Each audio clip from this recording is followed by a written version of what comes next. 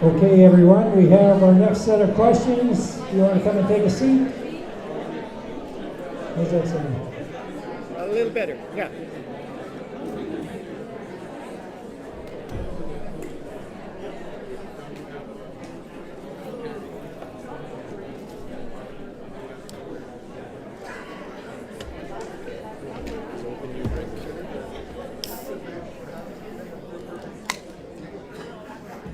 It's just a cola.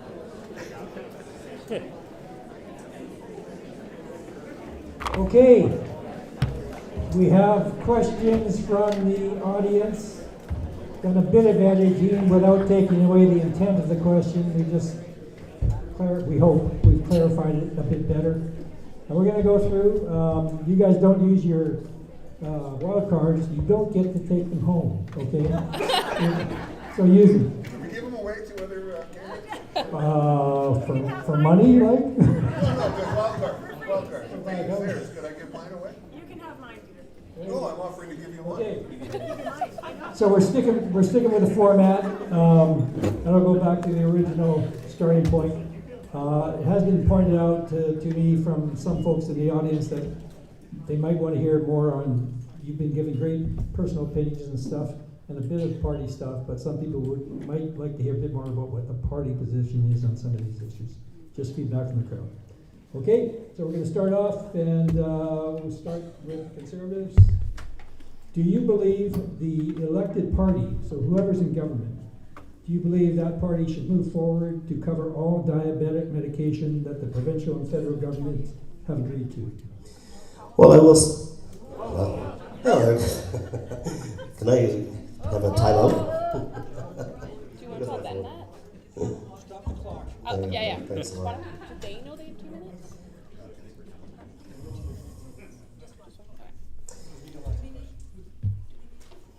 Sorry, Mike, you can start. Okay, great, thank you very much. Okay, so as an MLA, I was able to advocate and support the medication for Hep C. That was about $80,000. I advocated also for for Parkinson's, extreme Parkinson's for pump. That was about $100,000, but it saw a change. So certainly, that's where I would say that I personally am. I will say that Conservative Party wants to bring as many supports as possible, bearing in mind that these supports come from a robust economy. And our economy over the past 10 years has been stagnant in per capita growth. We're falling down in standings. And so we need to see that in order to provide some of the needs. Also keep in mind that a lot of these initiatives, that healthcare is primarily under the provincial government, but the federal government also has a role to play. Thank you.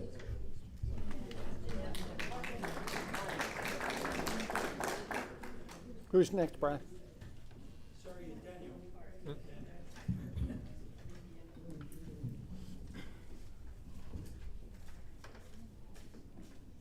Is it the same question for all of us? Same question Okay.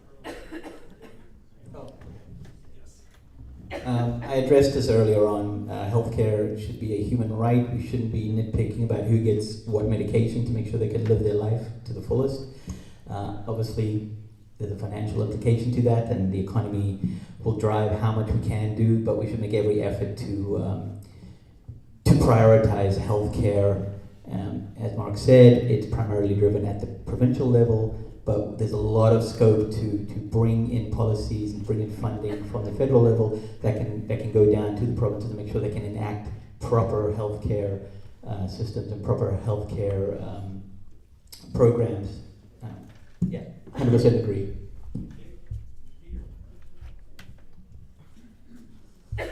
Naturally, I'm in favor of all healthcare being looked after by our universal healthcare program. I think we can judge more accurately what party positions are by actions and by how people have voted in Parliament. And there is, of course, a strong move towards privatizing healthcare from one of the federal parties that doesn't seem to be reflected in the rhetoric that I'm hearing.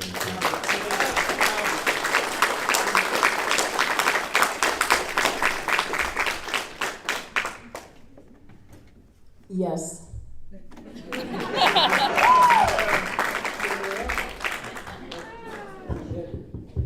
you hear it? Okay. How's that? Can you hear me up there? I don't know why you're not. I might start shouting. Testing, testing, testing. No. Nothing there. No about that. No. Hello. Is it plugged in? To reboot it? We can share ours with you.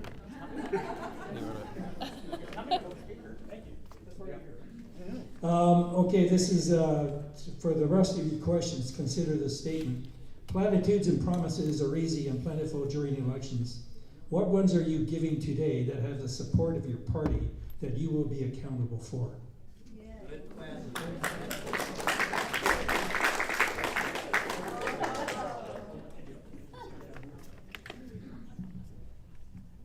Platitudes and promises are easy. That's a country song, I think, but and plentiful during elections. What ones are you giving today that have the support of your party that you will be accountable for? The piece that I can be accountable for without question is collaborative work. If I would have to describe something that I'm very good at, it's collaborative work. It's bringing people to the table, it's bringing ideas and people together, and it's creating win-win solutions. And I want to say one more thing. Sorry, I'm just thinking, I'm not accountable for this, but I will say on behalf of the Liberal Party, Mark Carney said he was going to cut the carbon tax, and he did it. Well done. So just a clarifying question. Being accountable, that means if we don't do it, we're held to account for it? Or say you didn't do it. Exactly, okay. Just checking. Yeah, so housing, affordable housing is a big one that's on everyone's mind right now. I brought it up, I said I wouldn't even be able to buy in my own community right now. The houses have gone up so crazily. So making sure that that housing plan is pushed forward using Canadian labor and Canadian steel and Canadian lumber, and making sure that we develop affordable communities is a huge part of the NDP platform right now. They've been talking about it for the last few days. Healthcare, universal pharmacare, these are huge parts of the NDP platform. So making sure that, I touched on it earlier, making sure that there's someone in Parliament to hold the rest of Parliament accountable, making sure that they actually push these plans through like they did with pharmacare, dental care, child care, anti-scab legislation, etc., etc. Someone has to be there to hold us accountable. So if we were to get in, making sure that we push that and hold the other parties accountable and get the votes and make sure we build these houses and develop these healthcare plans.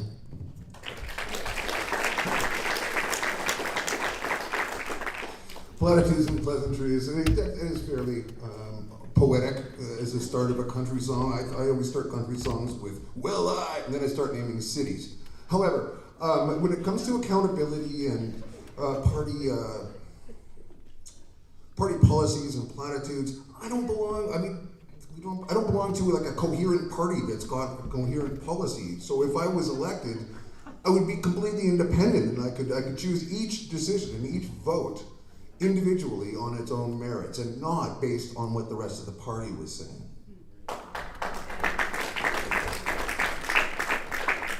I think that's enough, but I will say that, regarding housing, how many of you here have been evicted 3 times in the last 10 years? It's not a competition. So promises are really easy to make.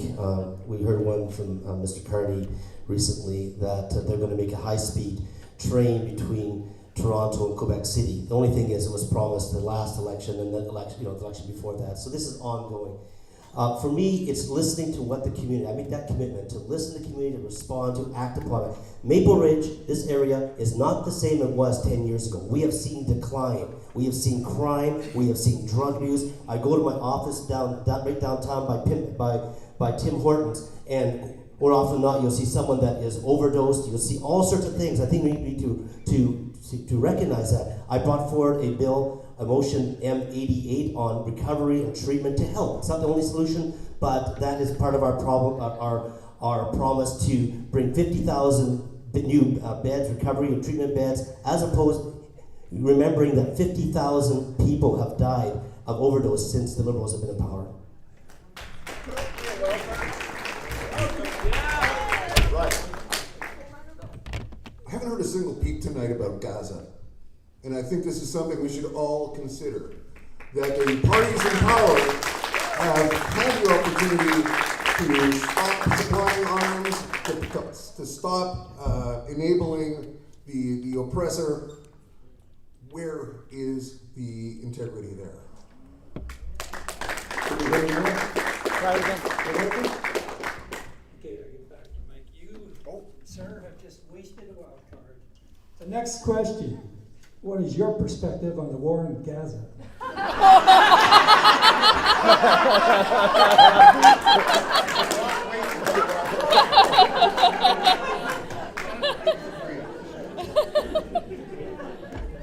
As some of you may know, for the last 8 years, I was the director of security for the Jewish community in the entire province of British Columbia.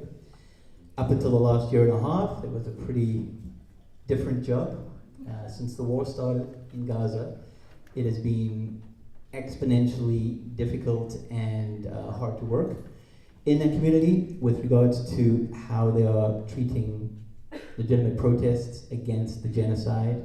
And that is a word we can't say. It has become a genocide, targeting schools, targeting hotels, targeting hospitals. It's genocide, without a doubt, and you should be able to stand up and say that. We should be absolutely stopping the arms stopping the arms trade, having an embargo. They said that it stopped. They may have stopped new trade, but they are still continuing with the existing trade deals.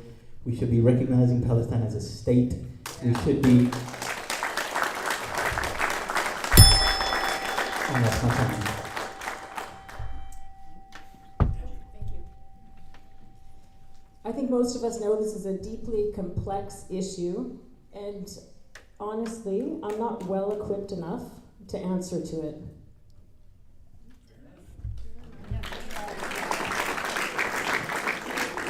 Yes, unfortunately, the Liberals play both sides. They play on the Muslim side and the Israel side. They don't take some real stands. I will say the Conservatives stand for democracy. We stand with the Ukraine. We stand for their ability to defend themselves. We can't forget that on October the 7th, 1,200 people were killed, butchered, babies, children, women. We can't forget that. Israel has a right to defend itself. It is a democracy. We support that. And keep in mind also that is the only democracy in the Middle East. We have the 20% of the population is Muslim. They can elect Muslim representatives. They have the Druze population. So we do support democracy, but we do not agree with overreach at all. Wow. There's a big difference between 1,200 after 75 years of apartheid discrimination and abuse, and one day of an attack, and then followed by a year and a half where there's 50, 60,000 people now dead, 70% of whom are women and children. That's a big difference. That's a really big difference.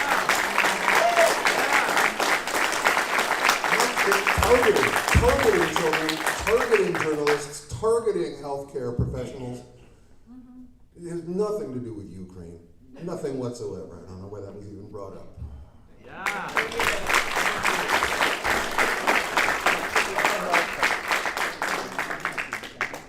Not a question, but just to expand on Wild card. So, when we fight wars, you have a legitimate claim to defend yourself. Obviously, the right to self-defense is inherent. But when we fight wars, there's rules for the law of war. There's rules that we have to abide by, and some of those are proportionality, like how we fight, who we are targeting, and the military necessity of that attack. which is fine. You have to be able to do that. But making those informed decisions when you're pushing the button, when you're dropping a bomb, when you're pulling a trigger, and schools, hospitals. Just recently, there was in the news massacre of the humanitarian relief workers, the aid workers. They were bound. Their hands were tied. They were execution, close shot. This was not a random fog of war incident that were deliberately targeted. The lights were on. We've seen the footage that came out. So.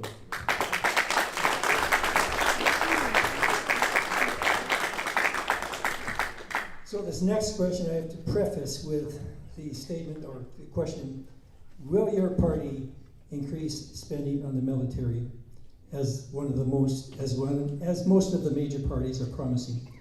If you do fund it, will it be at the expense of cuts to social services, increased taxes? How exactly are you going to fund it? And we'll start with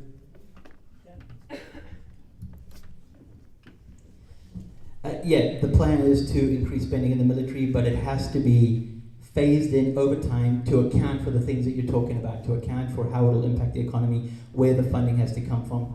Mark said the economy's been a little bit stagnant, so we need to find ways to improve the economy so that there is funding to go to the right places. We are lagging behind, and it's partly because we have been so reliant on our southern neighbor who has picked up the slack for us, and we've become complacent. The numbers have dropped, our equipment is old. We need to make sure that we are putting that resources back into the military to make us a viable force in the world for peacekeeping, for humanitarian missions like we used to do in the past. And we need to find a new partner with the EU and make sure that we are developing our military so that we can support the world as it needs to be, but also support at home with the fires, with the floods, with other problems that we're facing at home.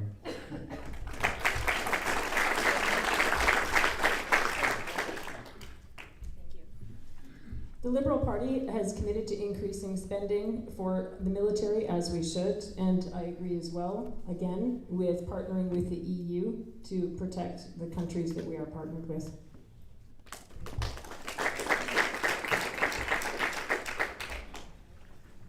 So, the Liberal Party again has committed to increasing, but the fact is they decrease.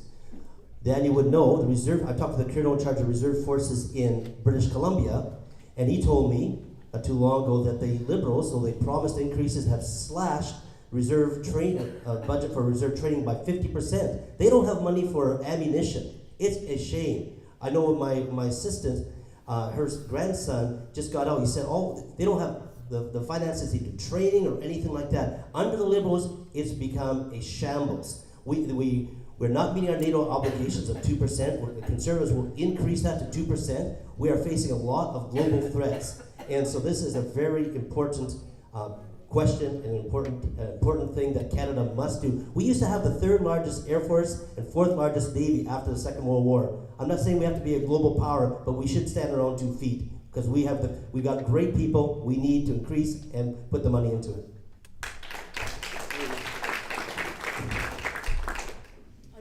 A friend of mine is a captain in the Canadian Army.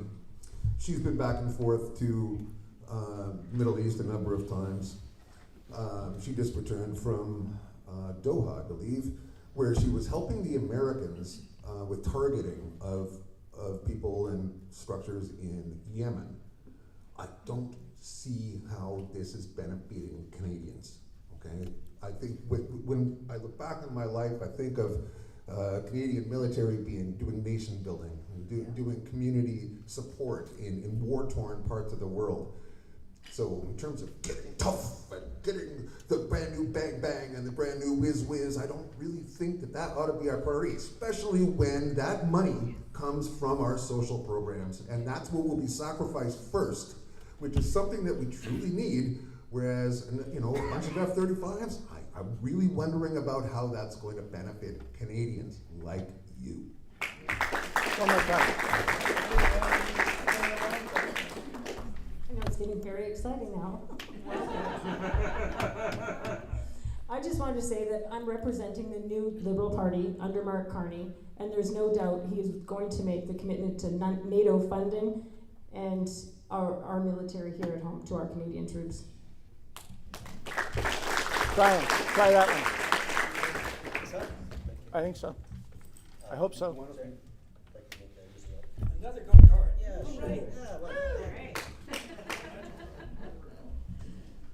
So Trump has actually said, yes, I get it. Yes, he's actually said, No booze. he talked about annexation of Canada, and none of us supported that. None of us. But one of the things he said, well, listen, they don't defend themselves anyways. They're just focused. They're not focused on defense. We're the one that's doing all the defense. That falls under the current government. The Conservatives will build up our military. We've announced a new base up in the north, polar icebreakers for the military, doubling our size as far as rangers in the Arctic. We'll protect our sovereignty from all threats.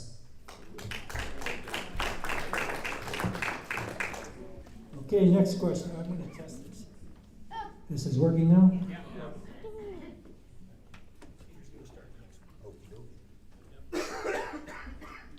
Please outline your party's policies on women's rights and their ability to control what happens to their bodies. Amen. That's a fabulous question. And you know what? I am equally unqualified to answer what women should do with their bodies because I'm not a woman. I'm not a woman.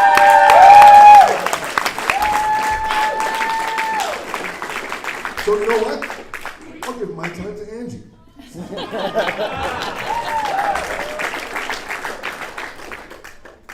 I don't need much more time than that because I believe that a woman's health care should be decided between her and her health care provider, and that's the end of the conversation. I got nothing else to say on that.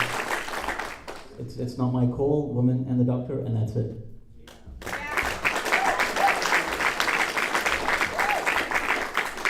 So the Conservatives have been very clear about this, and under Pierre Poilievre, that there will be no change to the abortion rights, okay, women's rights.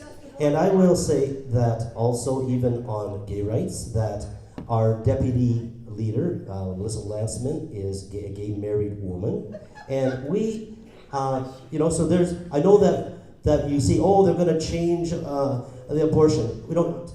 Stephen Harper was Prime Minister for 10 years, the Conservative Party, and every election, abortion, where you're going to get rid of abortion rights. Well, you know what? There was absolutely no change under him, and there will be no change under Pierre Poilievre.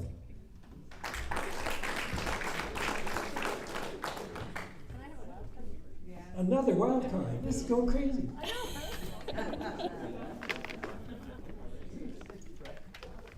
So a question for you, Mark. If there was a bill to come before the House with regards to this topic, how would you vote?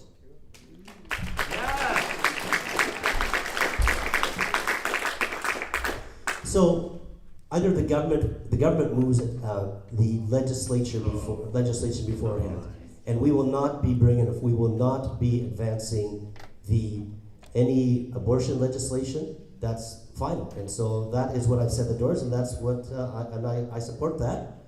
I have my own personal views. I'm allowed to have my personal views.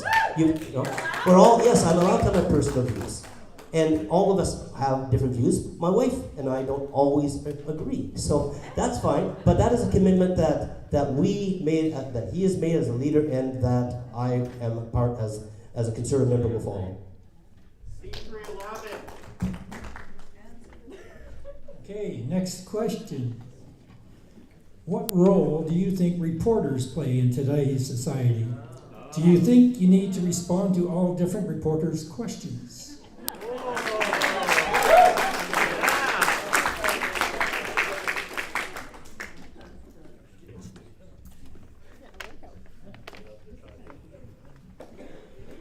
Having a free press is vital for a healthy democracy.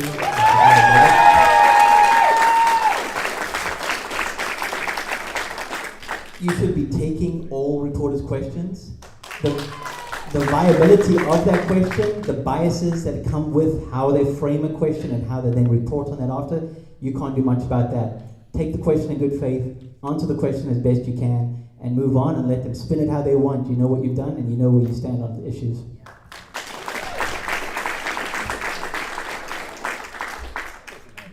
Ditto.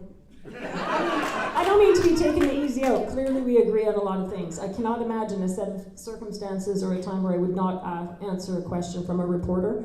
I'm devastated to see so few reporters. I mean, with everything going online, we're not investing. I mean, that business has been, I'd say, decimated in many ways. And is another reason why I support the CBC continuing to be the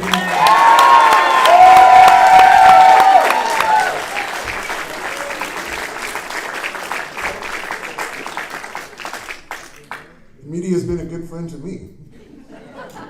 I was interviewed this week by this man, right here in the front row. The CBC provided work for my daughter as a writer for This Hour is 22 Minutes for a couple of years.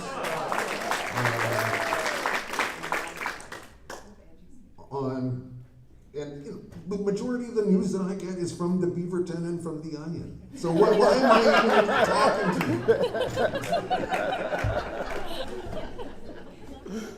So I do notice that Mr. Carney is being very evasive on a lot of his answers to the media, whether it be on hiding from Brookfield $35 billion in tax-free havens in Bermuda, and we find out today that the Cayman Islands, another $5 billion. So there's some questions that he needs to answer, like what is going on. A few days after Trump comes in, he moves the Brookfield headquarters that he was the chair. He moved it down to New York City. So there's a lot of questions. He is not answering all the questions, and those questions need to be answered.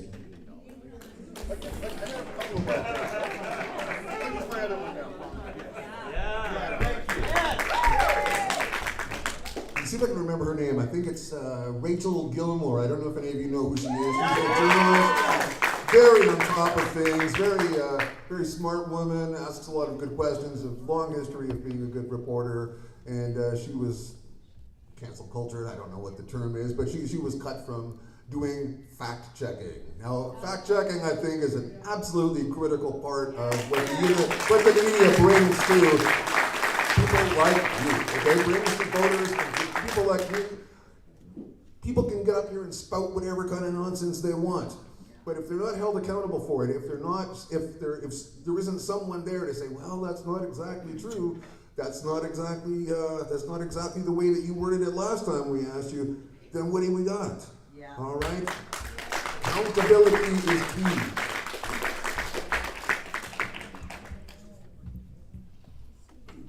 Okay. In the current Trump-induced crisis, I'm just reading it. Don't blame me. Concern for Indigenous peoples and their livelihoods have been receded. I have a hard time reading it a bit. Anyway, you get the impact. They've been impacted, Indigenous nations. What will your party do to address this issue? Livelihood and happiness of Indigenous peoples. Who wants it? I'll do it.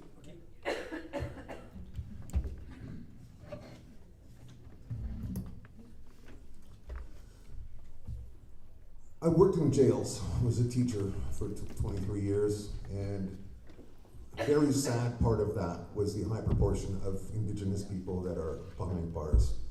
Very, very sad. It would be wonderful if there would be an alternative to prison for the people that are caught breaking the law or for any reason ending up in jail. It would be wonderful if there were other alternatives. I know that it's a result of poverty, that it's a result of fetal alcohol and drugs syndromes, and it's also, and this is an opinion, and I don't have proof of this, but I think they're targeted a lot by the police. Okay? We have to do better for our Aboriginal people in this country. And when we're talking about things like what's happening in Gaza, remember, historically, Canadians don't have a leg to stand on. I touched on this a little bit earlier on one of the questions, but making sure that we are supporting the Indigenous people as much as we can whenever we're representing them in Ottawa, making sure we're addressing the broken treaty promises, making sure we're addressing the land claims that they are owed. They've been pushed onto small parcels of land, scattered up, bands broken up. This isn't acceptable. There's still many bands under water advisories. This has been promised for years and years and years, and it's still not been delivered. Like, deliver a healthy way of living, and that will impact them massively, right? If we're not giving them food, we're not giving them water, we're not giving them infrastructure, we're not giving them transit, this impacts how they see the rest of society and how they then end up in the situations you're talking about, right? It's a knock-on effect from all these fundamental things that they are lacking in their communities right now. I briefly mentioned a recent trip to Haida Gwaii. Given the opportunity, it's amazing what any group of people can do, given the freedoms, given the resources, and I guess it gets more complicated, obviously, in different parts when you have multiple bands or multiple groups claiming and overlapping claims. In a perfect world, what is happening in Haida Gwaii would be delightful absolutely everywhere. As specific to the tariffs and how Indigenous people may be suffering now, of course, the commitment right now from the government is to use money from tariffs to help anybody who is affected. So I'm not sure why that would be any different for them, quite honestly.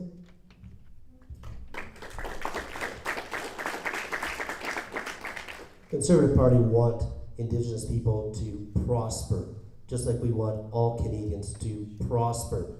And where is the prosperity to be found among Indigenous people, especially in their territories? It's in the land, whether it's forestry, fishing, oil and gas. And the policies that have come under this current government have actually suppressed the creation of wealth, employment, opportunities. There was a pipeline that was supposed to go up to the Kitimat, Port Rupert, and it was supported by virtually all the Indigenous peoples. There was we found that the government found some spokespeople that were not even, I'm talking about the Wet'suwet'en, the leadership wanted it, the people wanted it, but there were a few that didn't, and so they canceled it. That was one of the things, they canceled the whole project. So we will allow projects to move forward with proper environmental assessment and negotiations, because we want them to do well.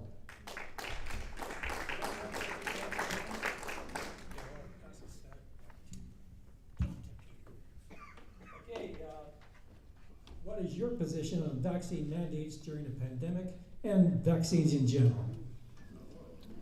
Holy cow. Okay, I'm no doctor, okay? I don't have a medical background to do this. I can tell you just some anecdotal things, though, okay? For a lot of us, back when COVID was the panic, it was no jab, no job. And frankly, that doesn't reflect the kind of personal choices people should be able to make. Okay, again, this is my opinion, okay? I'm not a doctor, okay? Are anybody here? No, I don't think so.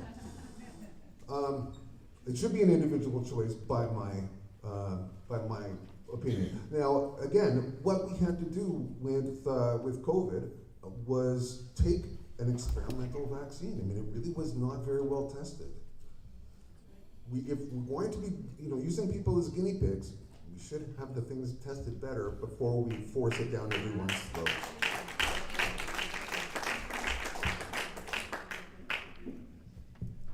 So, I'm not a doctor. I work in the security industry, but in that security role that I've played a vital role in setting up humanitarian programs all across the world, many of them medical programs. Now, if you're traveling through remote places in Africa, in the Middle East and Asia, you see the effects of these various diseases that we've mostly eradicated here in the Western world, in Europe and North America. We've mostly eradicated them because of vaccines. I grew up in Africa. I saw this firsthand. I worked in these environments where people that do not have access, that we are there trying to give them these vaccines, are benefiting from it. You see it clear as day. It's not anecdotal. I'm speaking from experience. I've been there. I've seen people sick, and I've seen people benefit from vaccines. I come from Africa. It is vital to ensure that we didn't have the kind of vaccines you have here. We didn't have the regime that you have here. I get it, and I'm done.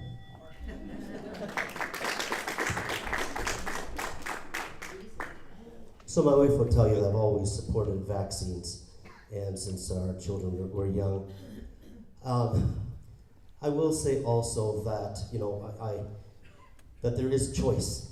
And we hear a lot about my body, my choice, my choice. And I know people, a lady from Maple Ridge, her mother died within 10 minutes of getting vaccinated. I was vaccinated both times. Yes, she died within 10 minutes.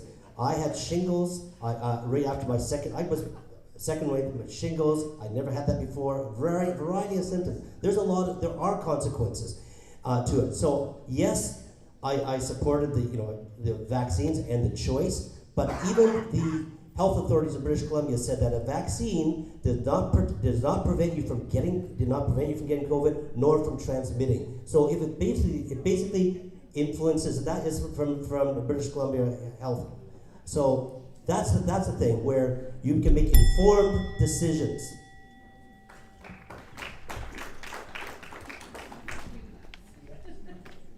So I'm not an epidemiologist or a doctor, a medical doctor. For me to make an informed decision on this, I'm not sure how I would do that. I trust in our doctors, I trust in our system. And when we live amongst others, I think we have a responsibility to others.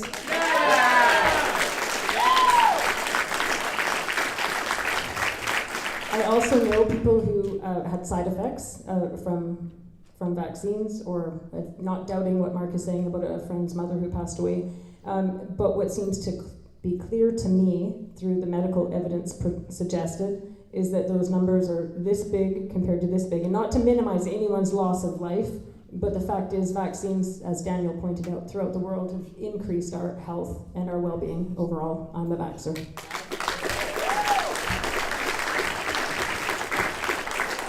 Okay, last question, well, possibly last question. I might get you when you're summarizing. The problem of toxic drug supply is getting worse all the time. What is the cause, and what are your plans to combat this at the federal level?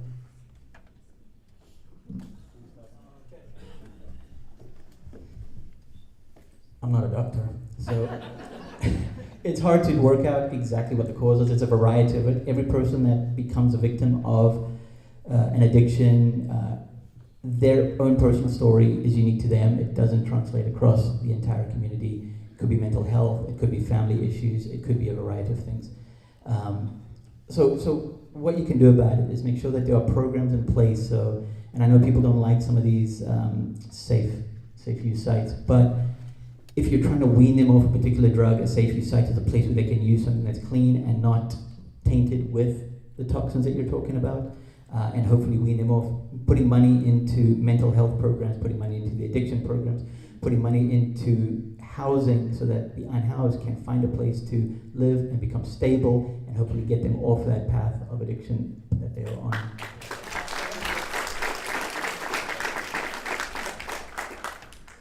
If I knew the cause and the solution, oh, sorry, I'm not trying to be funny, it's emotional. I would have shared it. Like many families, sorry, I've experienced this within my family. And as Daniel said, we need support. There's not one answer. And we have to keep trying.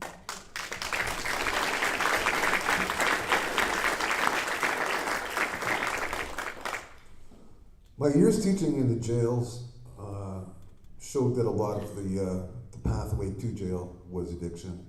Addiction is a terrible thing, and it's non-discriminatory. It chooses the young, the old, every race, both genders, and the results are always terrible.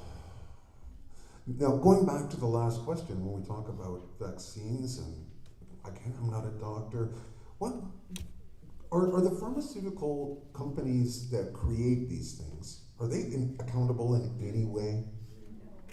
Okay, this is something for us to think about. When we talk about a toxic drug supply, I'm not exactly sure what that means. I know that the things like fentanyl are terribly strong, okay, much stronger than heroin, and just touching it can be enough to kill you. So is this coming from pharmaceutical companies, or is it coming from illegal drug labs? I get the feeling it's the former.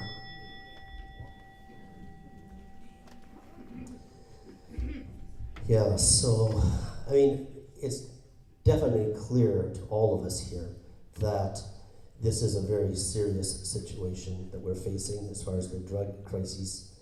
And as I mentioned, 50,000 have died in the past 10 years from overdose, and I know different ones. And I've cried with people that have died.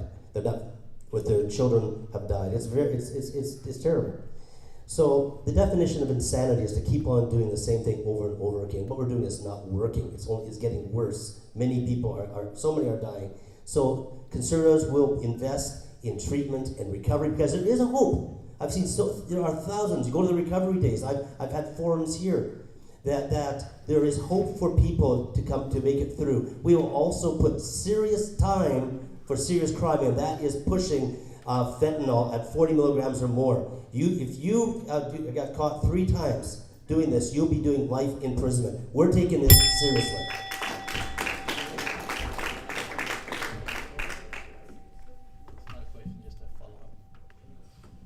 I agree there should be serious time for people that are pushing it, but you should not criminalize the users. They should not be going to jail for using something.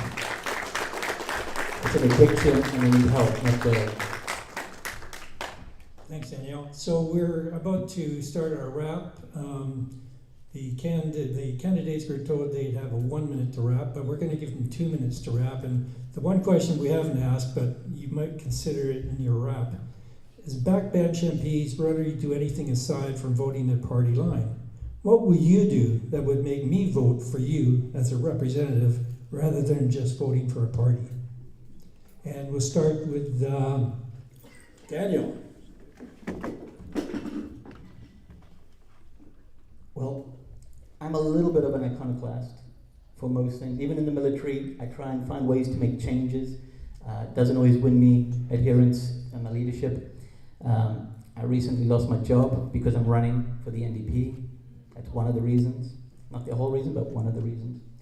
So I don't mind doing something if it's going to make me enemies, if it's the right thing to do. That's just how I roll. One of the things, so that's that part of the question. One of the things we need to make sure that we address is, and it's come up a few times on this debate tonight, is promises made during campaigns with no follow-up once people are in Parliament. And the only way to do that is if we had better representation. We did not get electoral reform. We did not get a way for everyone to have a proper voice at the table. There are people that should be sitting in Parliament and having a voice and helping their communities that are not there because of first past the post. So that is something that is tragic that it wasn't followed through on, and we should have that. So with just a few NDP people in Parliament last time, you were able to get a lot of things through and a lot of tangible social programs that help people every single day. And so we got to be careful that we don't head towards a two-party state, which is almost what we're heading towards. And whoever's in power next needs to make sure that they absolutely push through some form of electoral reform where we talk about proportional representation, where we talk about ranked choice, some other options, so that people can have a say, because too many people are being left out of the discussion.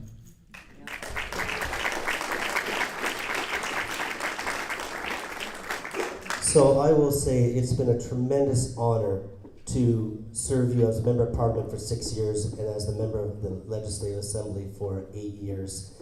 And for me, this is not a cushy job. This is a job of service. This is a job of giving to you, of listening, of serving, of hearing. We work so hard in our office, my team, to support, to provide answers for people, no matter what party they serve. We're nonpartisan, and we see results. I go door to door. I talk to people all over this community that come up to me and say, we are so thankful for what you've done. I take what I hear, I do what I can, and I work hard for this community, for Pitt Meadows, for Maple Ridge, and I represented Mission in the past, and I hope to represent it again also. So I will say this one here. Everyone I speak with, regardless of past voting choices, seem to agree that life in general has become more difficult economically, that drug overdoses have become a crisis with 50,000 deaths, that the crime rate has risen, that our communities are less safe. Most agree that the past decade has been almost impossible for young families to buy a home. 1.3 British Columbians don't have a family doctor. The national debt has doubled. Our per capita global ranking has been dropping year after year. And multi-million-dollar scandals benefiting Liberal MPs and their friends are everyday news. The Liberals, advised by Mark Carney, rejected opportunities to export our minerals and natural gas and oil to other countries and made us vulnerable to Trump's economic hostilities. Canadians cannot afford a fourth Liberal term with cost and crime up and our economy down under America's thumbs. I leave you with one question as you go to the polls. Can we afford 14 years of Liberal governance?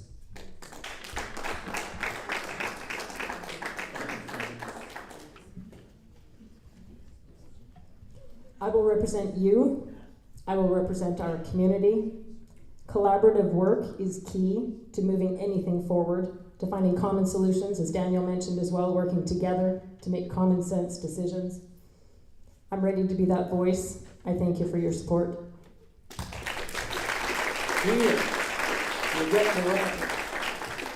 I've got great news for you. There's no threat of me going into office. So I can say whatever I want. I mean, believe me, I'm trying to be very honest. Well, I'm not trying. I don't have to try. I'm just being honest. If, let's just say by some weird twist of fate, that you had a Rhinoceros Party representative here in Pitt Meadows and Maple Ridge, I would be alone. I wouldn't have to follow any party line. I wouldn't have to vote with the majority. I wouldn't have to do any of that because I'd be free. Wouldn't you like that?